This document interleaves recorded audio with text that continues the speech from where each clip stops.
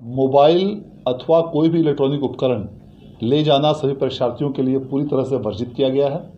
और जो भी परीक्षार्थी यदि इस प्रकार के कोई भी उपकरण ले जाते हुए पाए जाते हैं तो उनका न सिर्फ वह उपकरण जब्त कर लिया जाएगा बल्कि उनको परीक्षा से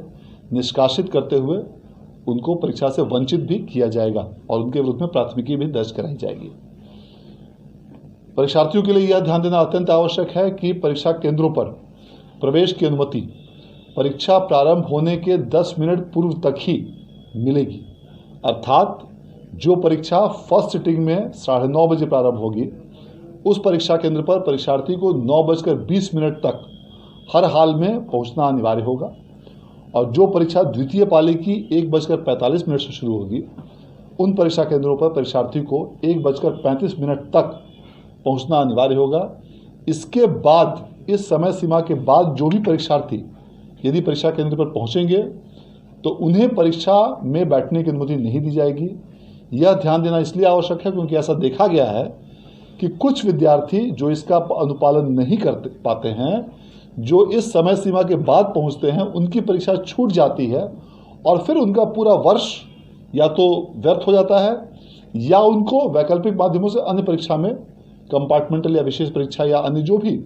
वैकल्पिक उनके लिए माध्यम उपलब्ध हों उसमें बैठने की बाध्यता होती है। इसलिए यह अत्यंत आवश्यक है कि सभी परीक्षार्थियों से मैं अपील भी करना चाहूँगा कि आप निर्धारित समय से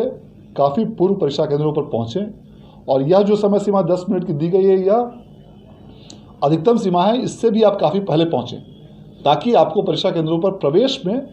किसी भी प्रकार की दिक्कत ना हो और ट्रैफिक जाम या इत्यादि अन्य किसी भी प्रकार की यदि जिले में कोई समस्या होती है उसके कारण आपको परीक्षा में किसी प्रकार की कठिनाई नहीं हो। इस परीक्षा केंद्रों पर पूरी तरह कड़ाई के साथ कदाचार रहित और स्वच्छ परीक्षा कराने के लिए बिहार विद्यालय परीक्षा समिति द्वारा सभी जिलों के डीएम्स को और एसपीज को आवश्यक दिशा निर्देश निर्गत किए गए हैं और इसके आलोक में सभी जिलों में पर्याप्त संख्या में दंडाधिकारी, पुलिस पदाधिकारी और पुलिस बलों की प्रतिनियुक्ति इन सभी परीक्षा केंद्रों पर की गई है। इसके साथ ही सभी जिलों में जोनल दंडाधिकारी, सुपर जोनल दंडाधिकारी और फ्लाइंग स्क्वाड्स की भी प्रतिनियुक्ति की गई है। परीक्षार्थियों का 2 बार फ्रिस्किंग करने का निर्देश दिया गया है, एक बार गेट पर और दूसरी बार जब परीक्षार्थी बैठ जाएंगे परीक्षा केंद्रों पर उस समय पुनः परीक्षार्थियों की दोबारा जांच कराई जाएगी और 25 परीक्षार्थियों पर एक वीक्षक की व्यवस्था की गई है और ये वीक्षक उन परीक्षार्थियों के